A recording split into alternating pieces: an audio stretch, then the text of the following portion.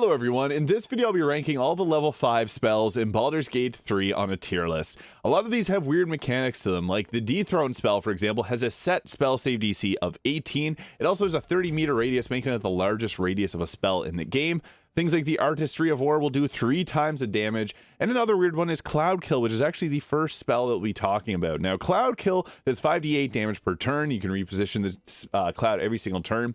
Now there's actually a quick way to make this not hurt our team. The Cleric spell Hero's Feast prevents you from being poisoned. It doesn't prevent poison damage, but oddly enough, the way that Cloudkill works is that whenever you cast a spell here, it causes the poison condition. So you can see here, none of us are actually hurt by the Cloudkill right now, where normally we'd be taking the damage.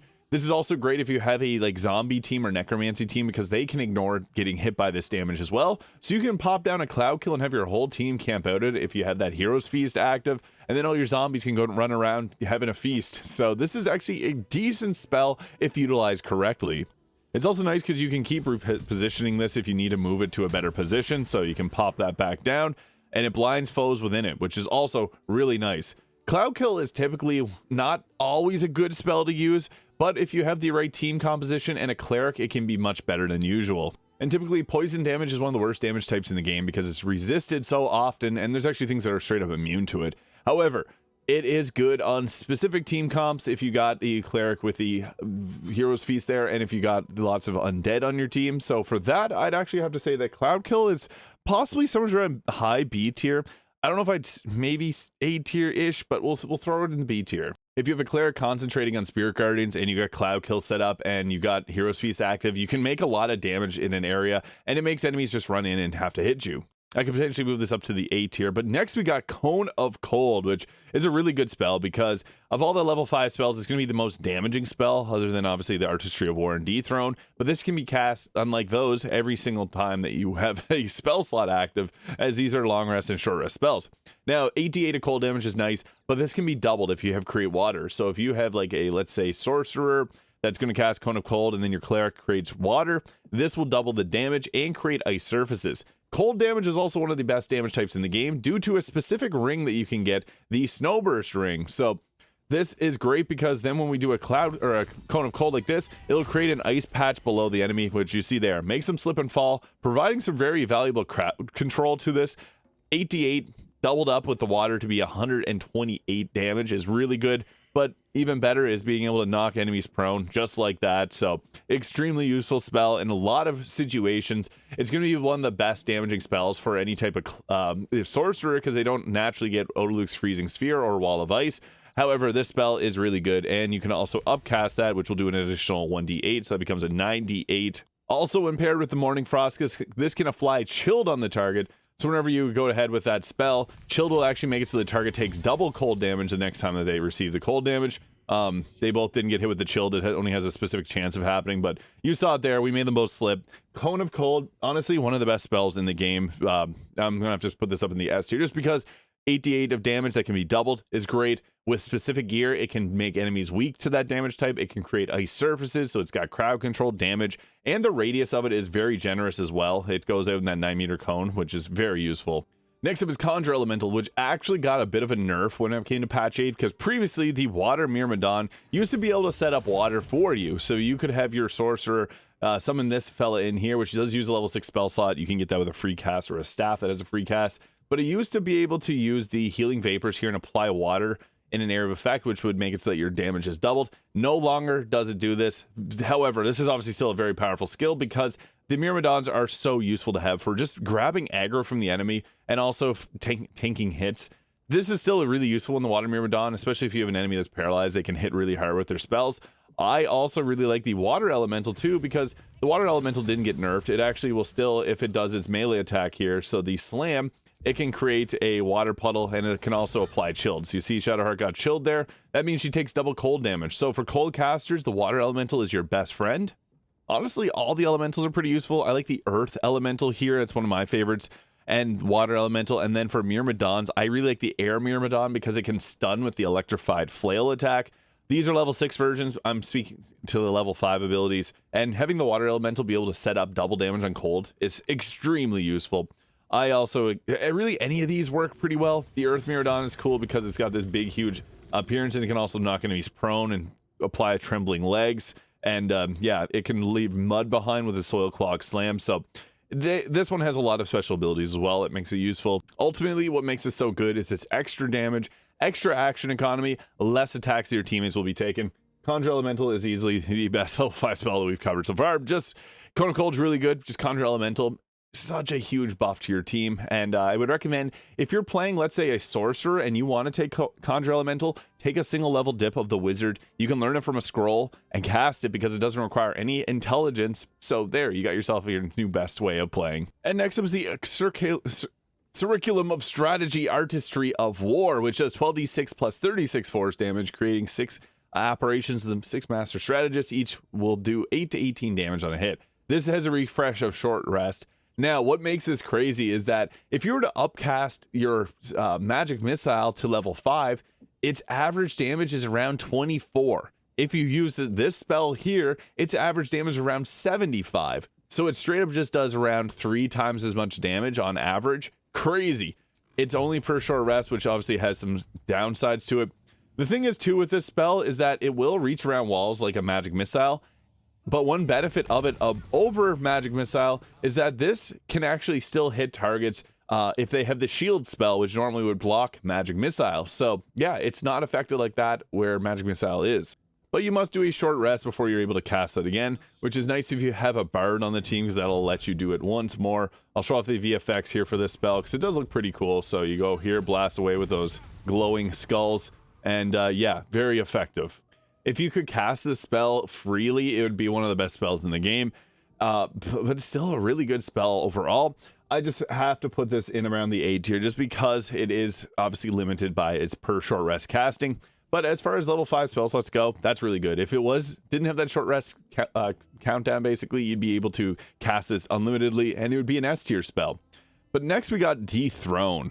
Now, as mentioned, this has a large radius of 30 meters. It does 10d6 plus 20 necrotic.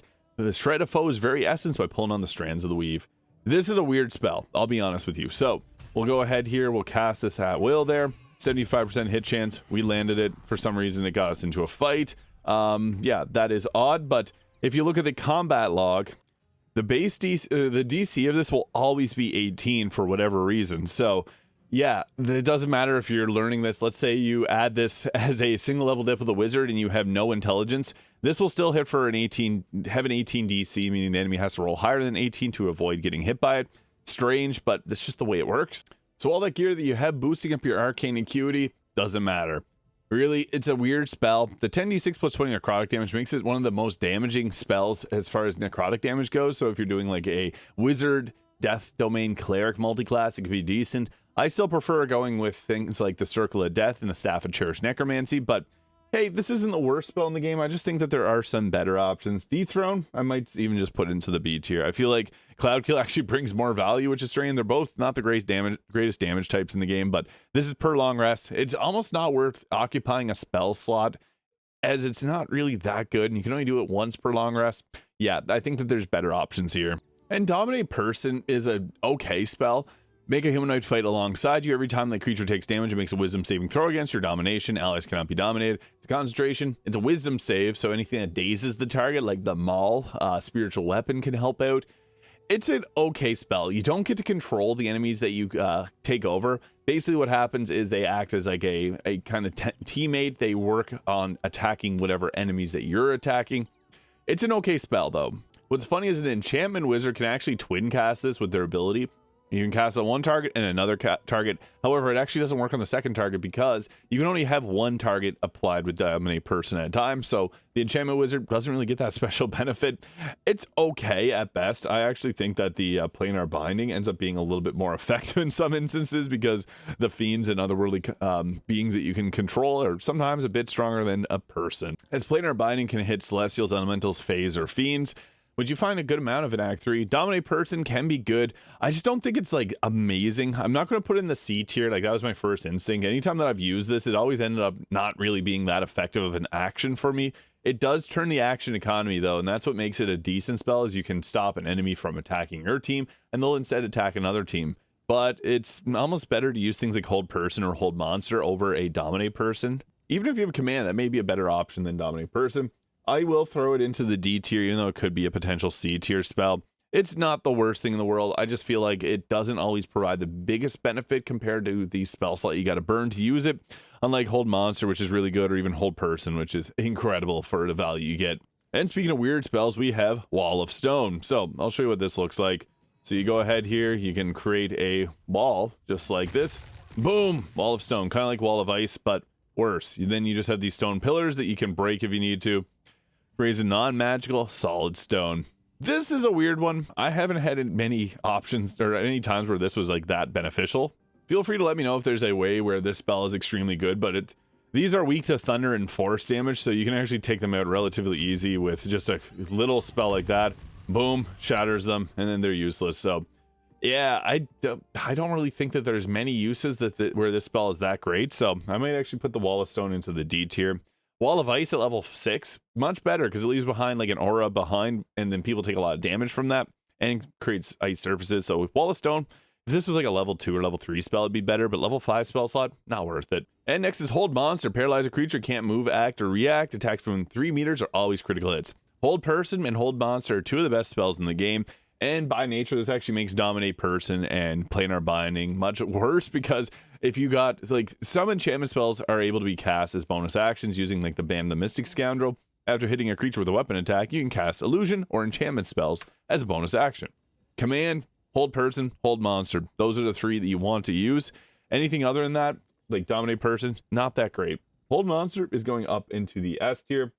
It might actually be the true best spell here if you look at certain fights in the game, making them much easier.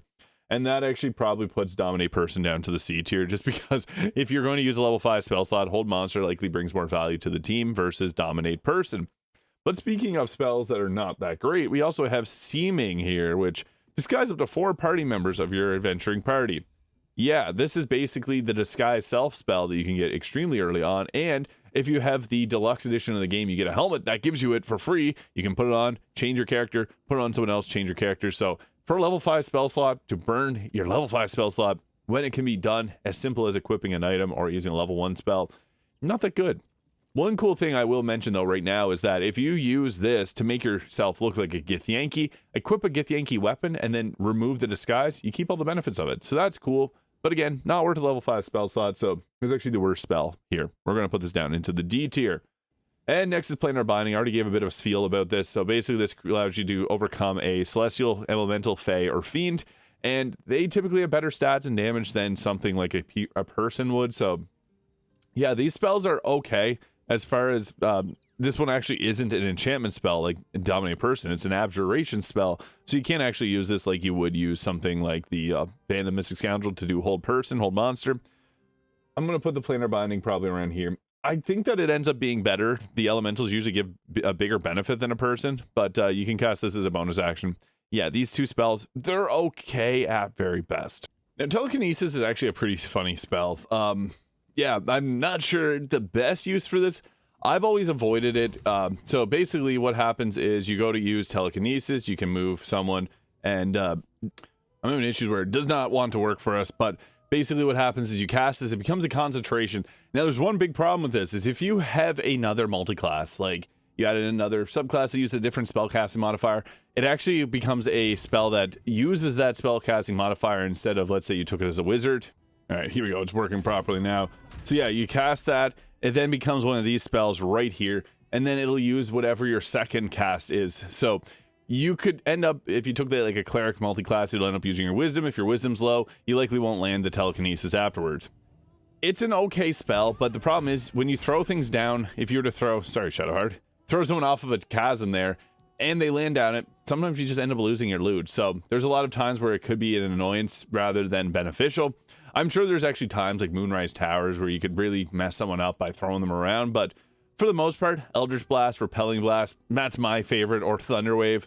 To use Telekinesis for that, it does have some uses. Let's say there's a chest that's in like some area that you can't go access, or a Cloudkill or something like that. You could grab Telekinesis, move it closer to you. So it's good in some instances where you need something like moved. So yeah, like we want to move this over here, create the water zone. So then we set up water there. Yeah, it has some uses, but I just don't think it's that great. I might say like B to C tier.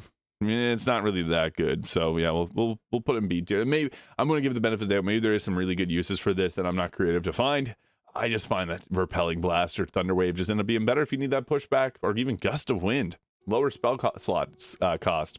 But next we're getting into some of the cleric spells, and we got some good ones. So Destructive Wave is only available to the Tempest and Light domain clerics. Traditionally, this is a paladin spell. However, paladins don't get access to level 5 spells in Baldur's Gate 3. But there's something cool about this. So you also can get it by using the Marka staff. So technically any class can get this. You have to use the Kreska's Favor here, and you actually have to go into the Bone Shaking Thunder, oddly enough, which doesn't actually end up benefiting this weapon. But then you get the Destructive Wave here. Now, the thing with this is you don't get the bonuses from the Kreska's Rolling with Thunder here, so it deals additional thunder damage equal to proficiency bonus and apply reverberation. What's weird is this version of the spell, it counts as either a radiant or a necrotic spell. So you can go ahead with casting that there. Boom. It only hits enemies, which is nice. It keeps your teammates alive, making it actually very valuable. But it doesn't actually benefit from the thunder gear, so that's kind of weird. It also doesn't work with the Tempest Domain's Channel Divinity, the Destructive Wrath, which max rolls thunder damage. So yeah, it's kind of strange that it doesn't actually benefit the two classes, or the class that gets it doesn't get their benefit applied to it, and the Marka staff doesn't apply its thunder-based benefits to it because it, for some reason, doesn't count as a thunder spell. However, this is still one of the best spells in the game. It knocks targets prone. 9-meter radius, as you can see there, is pretty large, so all the enemies within that get bonked with this spell. It's really good, honestly really good. This is a S tier spell. Just because it doesn't hit your team, it does massive amounts of damage. It can apply radiating orbs because it counts as a radiant damage or a necrotic damage spell. So yeah, pretty good on the light cleric, great on the Tempest Domain cleric. I think it's an overall really good spell. Next we got Contagion, which is kind of funny. This spell works in a weird way. So there's the Blinding Sickness, get disadvantage on wisdom checks and saving throws and becomes blinded. Disadvantage on strength checks, ability throws, and attack rolls that use strength. This one gives disadvantage on charisma checks and is afflicted with vulnerability to all damage, which is actually really good. Mind Fire, disadvantage on intelligence checks and saving throws and befuddled. Seizure, which disadvantage on dexterity checks, saving throws, and attack rolls. And Slimy Doom, disadvantage on constitution checks, saving throws, and whenever they hit, they get stunned, which is also really good because stun means they don't have a turn.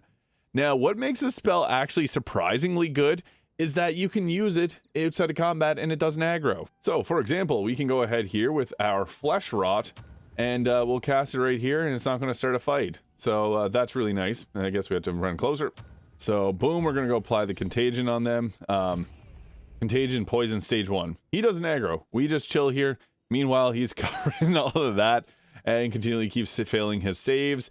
This is a interesting spell because, yeah, it doesn't aggro, which I guess is the intended purpose of it. He's failing his saves, so then he becomes vulnerable to all damage types, which makes it a pretty decent spell if you can get this off in certain instances. I used to think this spell sucked because if you use it in combat, there's no point to using it in combat. This is a spell that's best utilized outside of combat. You see there, he's now stricken with the Flesh Rot, meaning he takes double damage from every single source that we have. So we're here to hit him with anything. You see all the little red below his name. That means he's now vulnerable to all damage types. So this can be actually a really good spell if you utilize it the correct way. And I will just again say, this is not a combat spell. This is something you want to apply on the target. It lasts until long rest, and it doesn't aggro. So yeah, it's actually pretty decent. I'm actually just going to set this up into the A tier because I used to be a non-believer till I found out how useful it can be in actual fights. So yeah, as long as you use it before you get into a fight, you're good as pizza. Dispel Good and Evil. So this is a concentration. Aberration, Celestials, Elementals, Fae, and Fiends, and Undead have disadvantage on attack rolls against you. That can be pretty nice, so you can go ahead applying this, Dispel Good and Evil. You then have this nice little ward that protects you for 10 turns. Disadvantage on attack rolls against this creature. It can break otherworldly enchantments and charm frighten or possess allies. So yeah, that has its uses. I just feel like this is a spell that there's better options as far as level 5 spell slots go. I'm sure this is a spell that's much better in tabletop D&D where there's more instances where this can be useful. It's nice, but it only applies to one person. It requires concentration, and yeah, most of the characters that would benefit, like if this was on a paladin, that'd be awesome, but it's not. It's a level 5 spell, so I would have to say that this is probably a C tier spell. It's okay. It just has a lot of other competition for that level 5 spell slot. Now we got Flame Strike as well. So this does similar damage to Destructive Wave. So they both do the 5d6 of Thunder or of Radiant plus a different damage type. So this is case Fire. Make a pillar of divine fire roar down from the heavens like a wrath of affronted angels.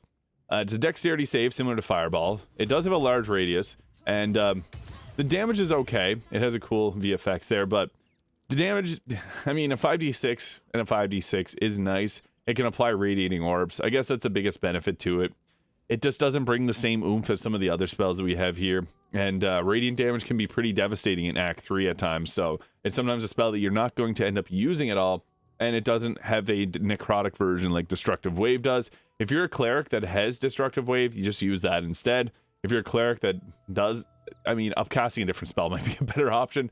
If you're the late domain cleric, you get Fireball, which can be upcast and do a bit more damage than this. So I think Flame Strike is just okay. I know there's a lot of people that really like Flame Strike, but I'm just going to set this into the B tier. Good for applying radiating orbs, but it does have its limitations. Now, Greater Restoration is another spell that's sometimes utilized better in other instances. So with this spell, you can touch a creature and negate any charm, petrification, stun, or curse affecting it. Lesser Restoration is probably going to be the more common spell you use, but hey, this one's okay. I don't really think there's many instances where this is an amazing spell, but it's not a bad spell. So with that, I'd have to put this somewhere around, I may even just say B tier. It's not crazy good, but it's not also that bad of a spell. So yeah, as far as level 5 spells go for healing, I mean, Mass Cure Wounds is pretty nice. This can apply to a multitude of targets here, so you get to apply this to 6 different targets, apply that heal, and it does a decent bit of healing. You can see 1922. So it does a 3d8 plus 3 healing, heals nearby allies. Healing in this game, the action economy never really benefits you for healing, so it's not that good of a spell, but kind of similar to Lesser or Greater Restoration. I'm still going to put this into the B tier. It's okay. These could go down to C tier, but yeah, some people like healing. I think it's kind of a waste of an action. You're better off trying to use like a hold person, hold monster, things like that, to be able to stop the enemies from hurting you. But if you need a heal in a pinch, it's not that bad. And now we got Insect Plague, which is actually an interesting one. So Insect Plague, 4d10 of piercing damage, locusts attack everyone within range, making the area difficult terrain and imposes disadvantage on perception checks. So it actually has a large radius, so you can pop this down, and it's going to create difficult terrain, so enemies move through it slowly. They take piercing damage, and that piercing damage can be doubled with things like the Ballast Armor, or if you have Orange Dagger and you stab someone with it. So the damage is pretty nice, and this can be good for crowding off an area. It's got the cool VFX there. The 4d10 of piercing is nice. I mean, it's not terrible. Could potentially only do 4 damage to a target. Like you could walk into, you see there 7 damage. Not really the best, but it's something. It just gives you a nice option for crowd control, similar to like Blade Barrier that the cleric also gets. Yeah, see there, it took 26 damage, so that was a little bit better. It's not a bad spell, but it's not a great spell either. I would probably put Insect Plague into like the B tier. It might actually be a bit better than Flame Strike. Yeah, we'll probably rearrange things to look like that. Now, Banishing Smite previously was only available to the Bard via their magical secrets at level 10, but with patch 8, you can now get it as a Hexblade Warlock. And this is cool. So it shows that actually, I think there's a bit of a visual glitch. They show the arrow version. It's actually the melee version as well. So when you go to click on it, you can see there, you also have the melee version, which does your weapon damage plus a 5d10 of force damage, being one of the best damage types in the game, and possibly banish the target to another plane of existence. Targets with 50% health points or more can't be banished. So if you take our target down to 49 health points, you can banish them with this, which is pretty cool. So this actually becomes quite a powerful option because being able to banish a target is really nice. So you can go ahead there, boom, we banish them. Sorry, Shadowheart. So she is now banished away for the turn. That is the beauty of this. It does require your bonus action and your concentration to be able to banish the target for 2 turns, but that's pretty nice because then you take them out of the fight altogether. So it is a really good spell. The problem is it does use your bonus action and a concentration. So if you have other concentrations, say goodbye to them. Unfortunately, it's good though because there's no level 5 spells or smites in the game. If you were to upcast Divine Smite, it only goes up to level 4. So this is the only way you can add a 5d10 to your weapon. I mean, that may be worth it to some people. I think it's pretty good though. I think this spell is really good. I just don't know if I'd put it up in the same tier as some of these others that we have here. So I might actually say this is like possibly top or around here of the A tier. So just a little bit of a recap. Conjure Elemental turns the action economy. It gives you someone that can apply vulnerability to cold damage with the Water Elemental. The Air Myrmidon can stun targets, making them not be able to attack. It's a really good spell. Hold monster, enough said. Hold person is also really good. Being able to stun a boss and then get free crits in on it is extremely useful. This is a spell that can actually coast you through some late game boss fights. Destructive Wave, huge area of effect, good damage, doesn't hit your allies, so it's friendly fire friendly. And then we also get Cone of Cold being a really useful damage option, and it creates ice surfaces with the Snowburst Ring. We also got Banishing Smite, obviously pretty useful for being able to banish a target, but the 5d10 of force on a weapon attack is nice. The Artistry of War, 3 times the damage of magic missile, only per short rest, otherwise it'd be S tier. And Contagion, as you saw, has some secret ways that you can use it outside of combat, and it's actually a really good spell if utilized properly. Otherwise, if it's in combat, it's D tier. We also have Cloudkill, which I mentioned has some fun ways with Hero's Feast, Insect Plague, and the rest of these. I went over them earlier in the video, but let me know your thoughts on all these spells. And I guess Danse Macabre as well is a level 5 spell. The Summon the Seelie Diva is actually a level 6 spell, but this one, Danse Macabre, doesn't really count. I'm still going to throw it up into the S tier, though. 4 ghouls that you can actually use with the Abyss Beckoners to give them resistance to all damage types. Makes them pretty crazy. You don't get to control them. They're chaotic. And there's actually Create Undead. You can also upcast it to level 5. Or Animate Dead has some different zombies that you can get to. This is pretty good. As I mentioned with the Conjure Elemental, it turns the action economy, and that's what we want it for. So let me know your thoughts on all the level 5 spell slots in the comments. Hit the subscribe button below if you haven't already. Hope you have a great day, and we'll catch you all in the next video.